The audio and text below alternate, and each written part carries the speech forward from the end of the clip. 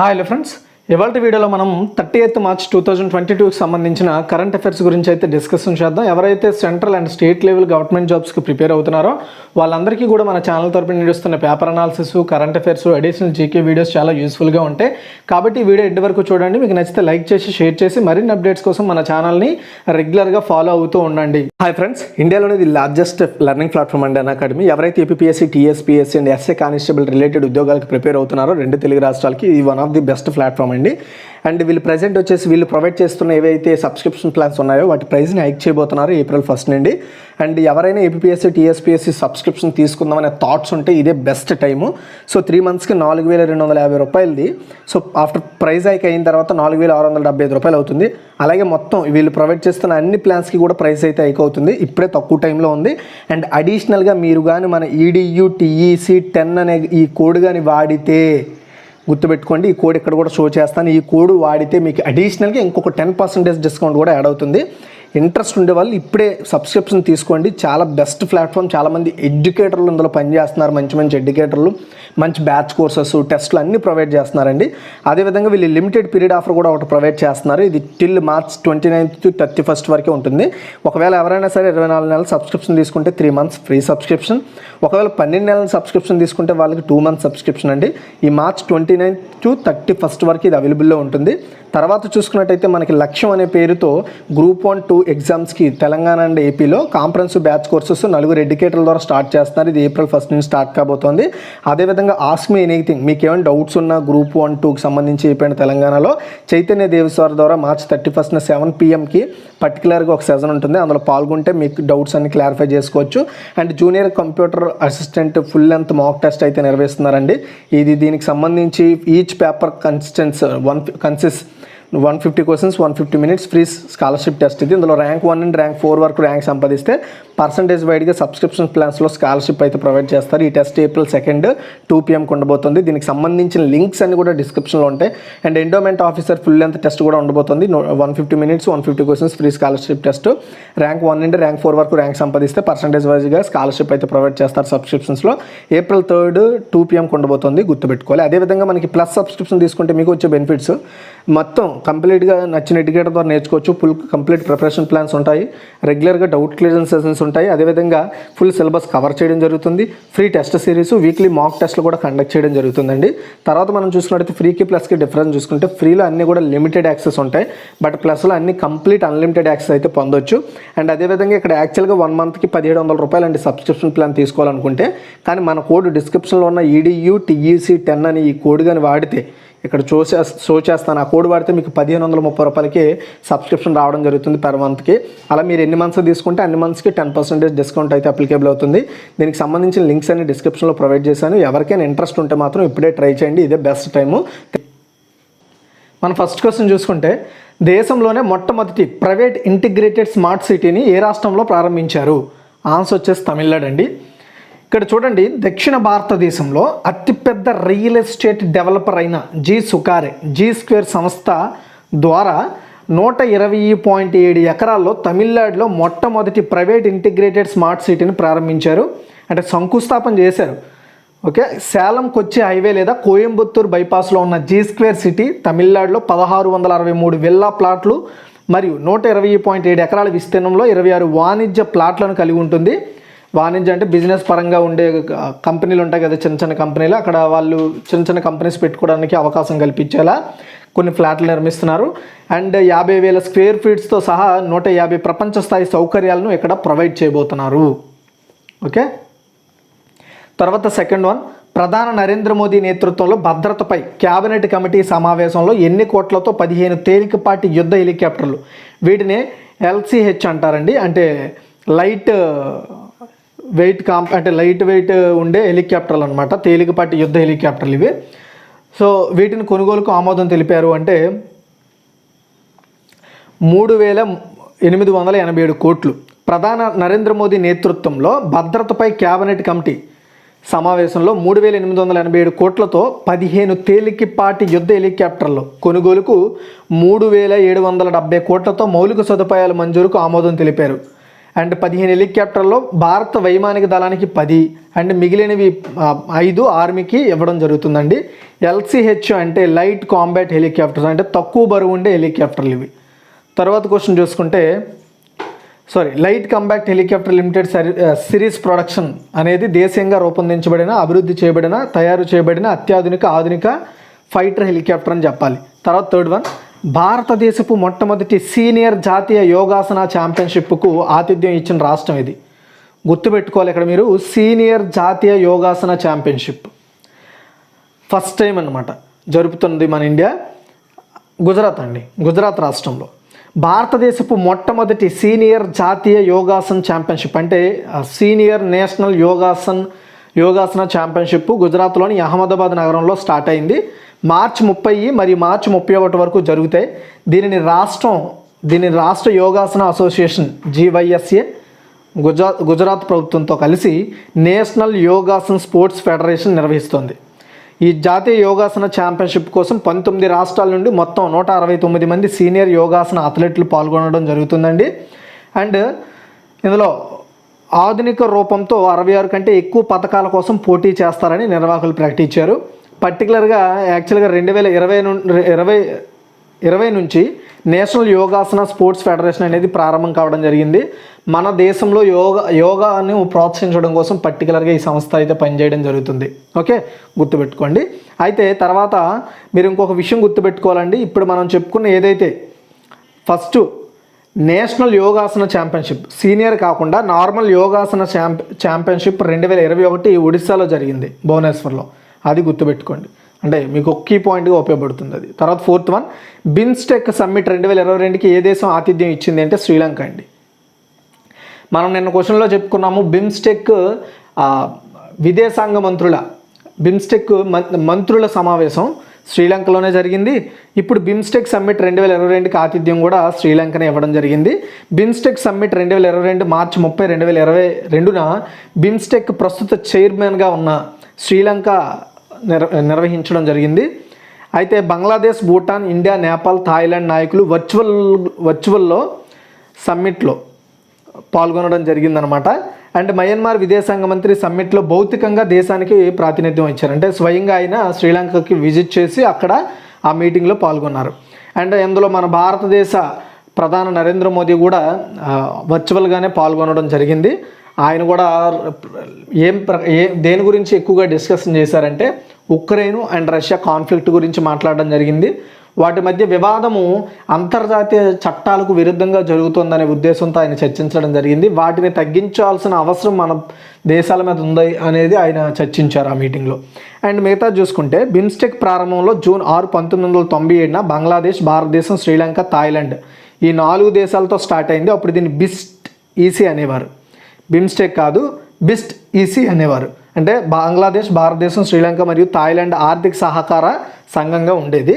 And మయన్మార్ను చేర్చిన తరువాత December 1997లో దీనికి బిమ్స్టెక్ అని పేరు పెట్టారు. అయితే బిమ్స్టెక్ అంటే ఏంటంటే bay of Bengal initiative for multi sectoral technical and economic cooperation. అంటే బే ఆఫ్ బెంగాల్ ఆనుకుని ఉండే దేశాలు అండ్ ఆ దేశాలకు ఆనుకుని ఉండే కొన్ని దేశాలు కలిసి ఈ బిమ్స్టెక్ అనేది నడుస్తుంది.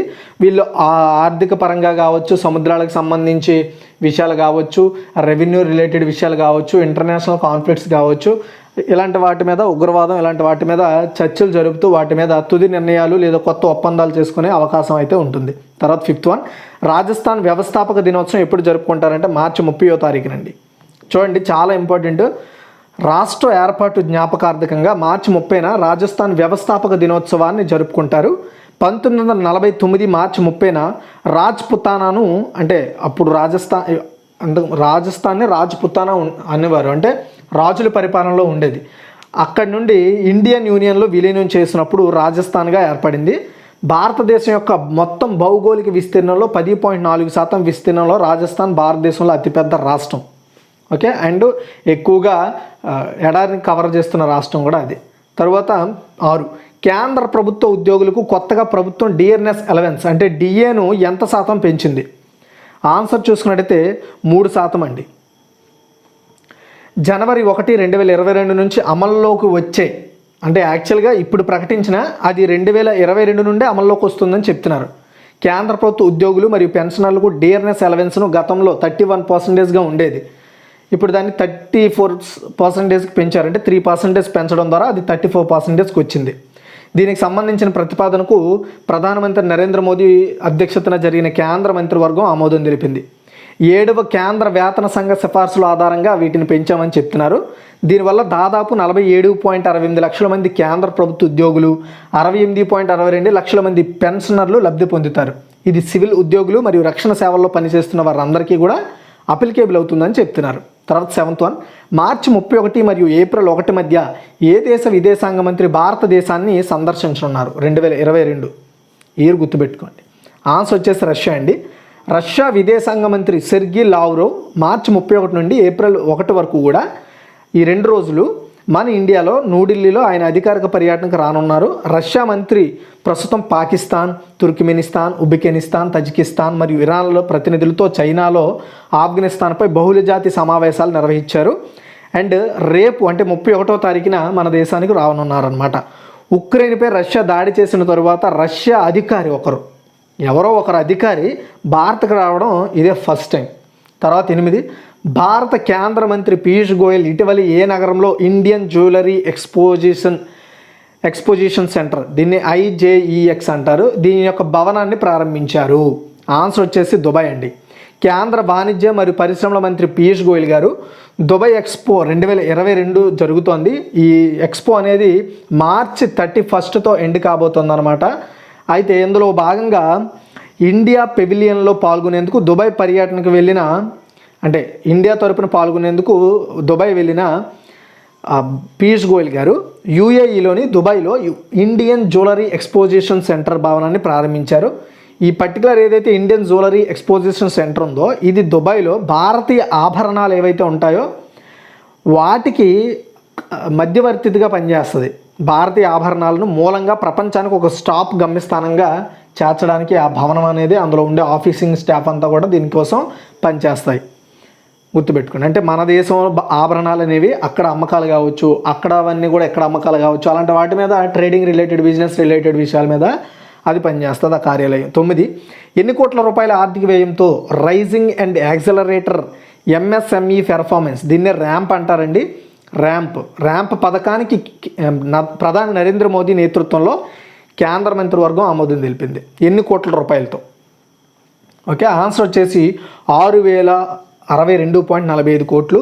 చాలా ఇంపార్టెంట్ స్కీము అండ్ మన దేశ ఆర్థిక పరిస్థితులు మార్చడానికి ఇది చాలా ఉపయోగపడుతుందని చెప్పాలి. ఎందుకు అంటే $808 మిలియన్ అంటే మన ఇండియన్ కరెన్సీలో 6062.45 కోట్ల ఆర్థిక వ్యయంతో, అంటే పెట్టుబడితో raising and accelerator MSME performance, దీన్ని ర్యాంప్ అంటారు. ఈ స్కీమ్కి లేదా ఈ ప్రోగ్రామ్కి ప్రధాని నరేంద్ర మోదీ నేతృత్వంలోని కేంద్ర మంత్రివర్గం మార్చి 30, 2022న ఆమోదం తెలిపింది. మొత్తం 6062.45 కోట్లలో దాదాపు 3750 కోట్ల ప్రపంచ బ్యాంక్ రుణంగా ప్రపంచ బ్యాంక్ దగ్గర నుండి 3750 కోట్లు తీసుకుంటారు. ఇండియన్ గవర్నమెంట్ 2312.45 కోట్లు సమకూరుస్తుంది. మొత్తంగా కలిపి 6062 కోట్లు అయితే అవ్వడం జరుగుతుంది. అయితే ప్రభుత్వం 22-23 ఆర్థిక సంవత్సరంలో ర్యాంప్ పథకాన్ని అమలు చేయాలని భావిస్తోంది. ర్యాంప్ పథకం అంటే ఏంటి అంటే, ప్రపంచ బ్యాంక్ సహాయంతో ఈ ర్యాంప్ పథకం మన దేశంలో ఉండే MSME అంటే మీడియం అండ్ స్మాల్ సంబంధించి మైక్రో ఎంటర్ప్రైజెస్ ఉంటాయి కదా, వాటికి మద్దతు ఇవ్వడానికి, అలాంటి చిన్న చిన్న సంస్థలకి మద్దతు ఇవ్వడానికి లక్ష్యంగా పెట్టుకుంది ఈ స్కీము. చిన్న సూక్ష్మ మరియు మధ్య తరహా పరిశ్రమలు ప్రోత్సహించడానికి ఈ స్కీము చిన్న మరియు మధ్య తరహా పరిశ్రమల మంత్రిత్వ శాఖ ప్రయత్నాలలో భాగంగా ఈ పథకాన్ని అయితే ప్రారంభిస్తున్నారు. దీని ద్వారా పర్టికులర్ కంపెనీకి, చిన్న కంపెనీలకి ఆర్థిక సాయం అందించడం లేదా ఆర్థిక లావాదేవీలు నిర్వహించడానికి సంబంధించిన వాటిల్లో వెసులుబాట్లు కల్పించడం, వాటిని మానిటరింగ్ చేయడం, ఇలాంటి వాటిని చేస్తూ ఉంటుంది ప్రభుత్వం. తర్వాత 10, భారతదేశంలో అత్యంత విలువైన సెలబ్రిటీ 2021గా ఎవరు నిలిచారు? చాలా ఇంపార్టెంట్. ఆన్సర్ వచ్చేసి విరాట్ కోహ్లీ. ఓకే, చూడండి, భారత్లో అత్యంత విలువైన సెలబ్రిటీ 2021గా భారత క్రికెటర్ విరాట్ కోహ్లీ నిలిచాడండి. అంతకు ముందేడాదితో పోలిస్తే కోహ్లీ సంపద తగ్గిన, సెలబ్రిటీలందరితో పోలిస్తే బ్రాండ్ వాల్యూ పరంగా ఆయన టాప్లో ఉన్నారు.